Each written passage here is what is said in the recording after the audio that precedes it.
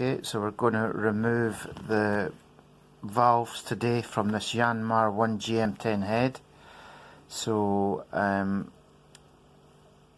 involves compressing the spring and fishing out these little collets. The collets are what retains the valve spring in the top of the valve cap into the top of the valve stem.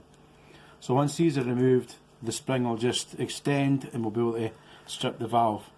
And I'm going to show you Malcolm's World War I spring compressor, which is a piquant. You probably could not buy one of these now. You certainly can't buy one now. So I think it's going to work. Malcolm's probably forgotten where he got it from. Where did you get it from? I got it with 78 or something. Right, so first thing we're going to do is just Malcolm's little trick of cracking open the not necessary on this engine, but what happens is in operation on a car engine, a petrol engine that runs hard, these actually work their way, because they're on a taper, they work their way in very tight and they're very hard. The initial pressure to break them is very high and you're likely to bend the spring compressor. What you find is, and this sometimes involves the collets flying out, what a trick is to get a socket that's bigger than the collets, but it'll cover the valve, it'll mate against the valve spring cap and allow the collets to pass inside, and you give it a sharp dunt with a hammer, like that, maybe a couple, and that is enough to break the hold on the taper. Going to do the other one then as well. I'll do the other one. I don't think it's necessary in this engine. We actually had a wee go beforehand at taking the exhaust valve off, and because it's such a low revving engine with low spring tension, we found that it wasn't actually necessary. So what we'll do is turn it on its side.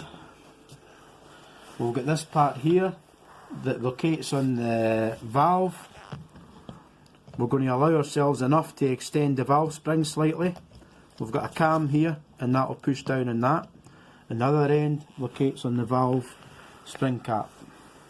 Now, a tip here is always use a valve spring compressor if you can, unless you've got a press or something like that, to do it squarely onto the valve. Because what happens is people angle the valve cap and put a score down the valve stem, and that means that it's going to rip the valve seal and you're going to have oil consumption problems and things. So here we go. That's that. Keeping it, and I'll try and fish the collets out. We've got one out, and that should actually just come off on the other one. There we go, and got that. So the other collet is just held in there.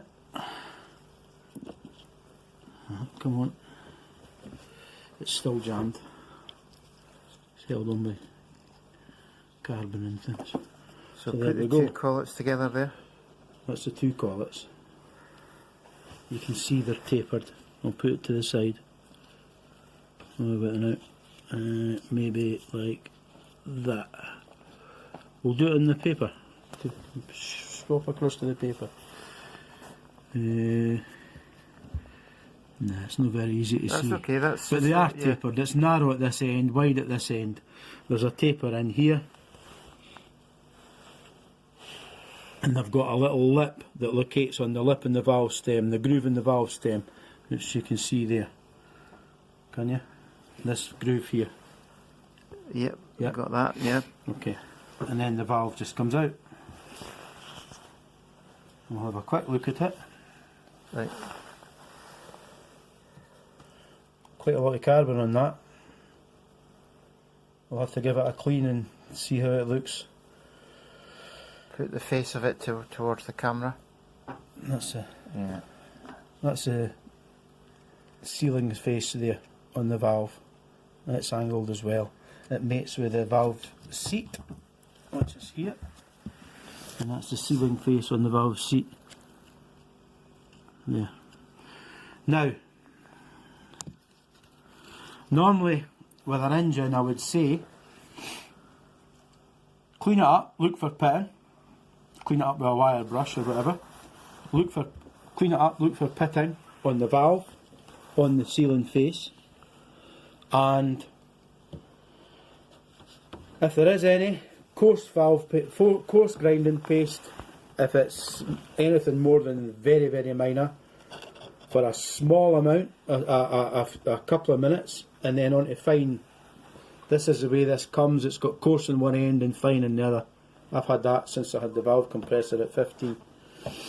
So you put the rubber sucker on You the would valve. normally put the rubber sucker on the valve, but this one is... Oh, yeah, it might work. It might work. The valves have got a groove It's in them not working. that you Okay. can actually use. Sometimes, yes, the inlet valve has, but this one's not got a groove in it, I see.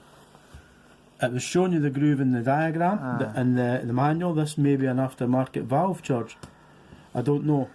There's a slot in the valves, and you can actually put a screwdriver bit in an electric drill and do it like that. It saves a lot of work. Well, what you can do... But be careful that you don't overgrind it. You can put it in, if you're careful, you can put it in the head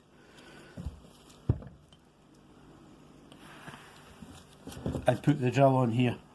Grab it here and just push it down, bring it up, push it down, bring it up.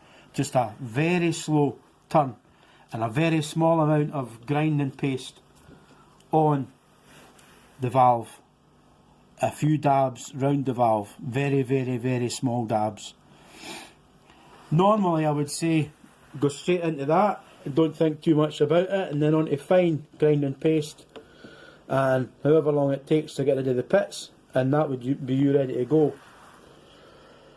Unfortunately, the one thing that does wear in these engines is the exhaust valve, and I've had previous experience of ignoring the manual and just lapping it. It was advice I took from a Yanmar technician.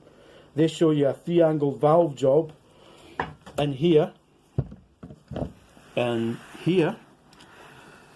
What they say is the valve will be at a particular thickness, and after you lap it, you measure that thickness. The valve seat should have a particular thickness, the contact area, and to correct that, it'll be too wide. It gets wider with wear and it gets wider with lapping. To correct that, you must do what they say is a 3-angle valve job to get the ideal valve seat thickness, contact area thickness, the contact area, to get that proper. And it was 1.7 mil or something like that, was it, George, in the manual? We'll show you the page in the manual. That really needs to be done in a machine shop, doesn't and it? That, well, I mean, unless you're going to buy a 15 angle and a whatever it is, the 115 or something, you know, the shallow and the very wide angle valve seat cutters yourself, then you're going to just take it to a machine shop for that. Now, I was told to ignore that and just lap it. I lapped mines very briefly. I've never had this with a valve before. 3-angle valve jobs were for race engines as far as I knew. I lapped it and the seat width went very big, noticeably a lot bigger and out with the spec.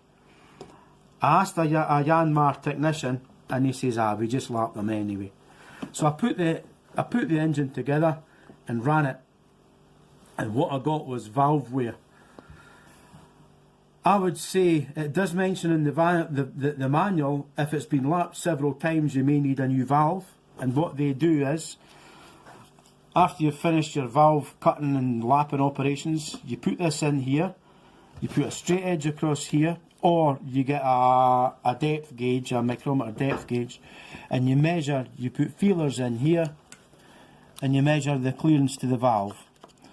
Now, the further this valve is down into the head, the more space it creates in the combustion chamber, and that lowers the combustion chamber efficiency. and they say when it goes out with spec, get a new valve. It just gives a bigger volume in the combustion chamber. Now, I don't think my valves had ever been lapped before. I lapped them once, it had a very wide face, and what I got was every few hours you check is it 50 hours it's meant to be, and I think I reduced it to 25. You check the valve clearances, and what I got is the valve was making its way up into the cylinder head. I'd constantly adjusting the valve clearances where previously I had never. To be honest, I never had problems starting the engine or anything. The pits were filled with carbon and the engine started perfectly. I'd probably been better leaving it alone.